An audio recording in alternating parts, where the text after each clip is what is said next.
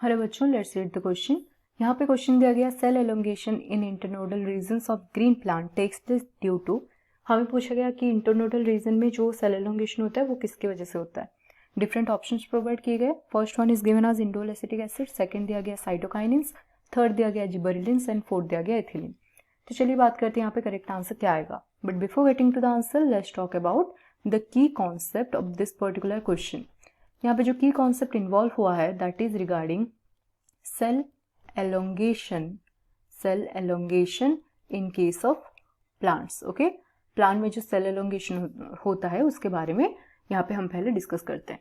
So there are various types of phytohormones present in plant, right. So कुछ phytohormone cell elongation के लिए भी responsible होते हैं। Okay, they causes the cell to elongate. So अगर हम बात करें इन द इंटरनोडल रीजन में अगर सेल एलोंगेशन की बात करें in the internodal regions, so the phytohormone that is gibberellins are responsible for the cell elongation in internodal region. So gibberellins क्या है? They are basically a group of plant hormone जो कि internodal region में cell elongation को control करने में help करते हैं। सो आज they are controlling the plant growth, इसीलिए उनको प्लांट ग्रोथ रेगुलेटर्स भी बोला जाता है। Okay, so Gibberellins are one of the plant growth regulators. ये क्या है?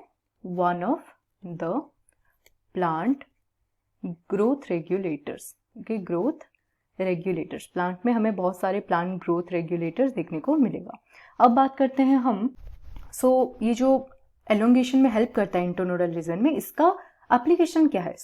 जब हम जिबरेलिन को अप्लाई करेंगे in plant such as let's say sugar cane, okay, अगर हम शुगर केन के केस में इसको यूज कर रहे हैं या फिर अप्लाई कर रहे हैं, आफ्टर एप्लीकेशन ऑफ जिबरेलिन तो उनका क्या होगा? सेल जो होगा इंटरनोड में वो एलोंगेट करेगा। बिकॉज ऑफ दिस, जब हम यहाँ पे शुगर केन के केस में हम जिबरेलिन्स अप्लाई कर रहे हैं and because of the application of gibberellins जो इंटरनोड्स हैं वो एलोंगेट हो जाएंगे एंड शुगर केन का जो यील्डिंग है वो क्या होगा? मोर होगा। ये होता है एप्लीकेशन। ओके, अब हम समझ गए। अब बात करते हैं, ये चारों ऑप्शन में से करेक्ट हो गया कौन सा? Gibberellin, option C. अब बात करते हैं अदर ऑप्शन के बारे में। अगर पहला ऑप्शन देखें तो फर्स्ट ऑप्शन में हमें दिया गया इंडोल एसिडिक एसिड, जिसको कि हम शॉर्ट फॉर्म में IAA बोल सकते हैं, इंडोल एसिडिक एसिड। ये क्या है? This is basically auxin. ये एग्जाम्पल है ऑक्सिन का।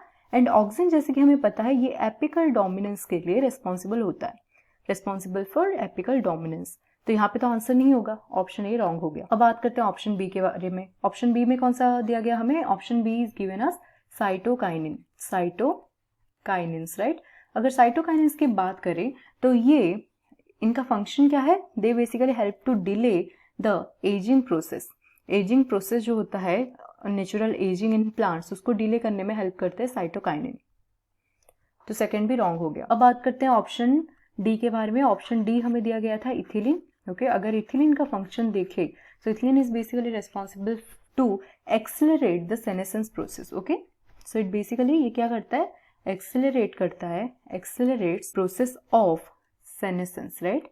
सेनेसेंस प्रोसेस को एक्सेलरेट करने में हेल्प करता है। ये भी आंसर नहीं होगा। करेक्ट आंसर कौन सा हो गया? Option C, which is given as gibberellins यहाँ पे करेक्ट आंसर होगा। So I hope you understood it well. Thank you.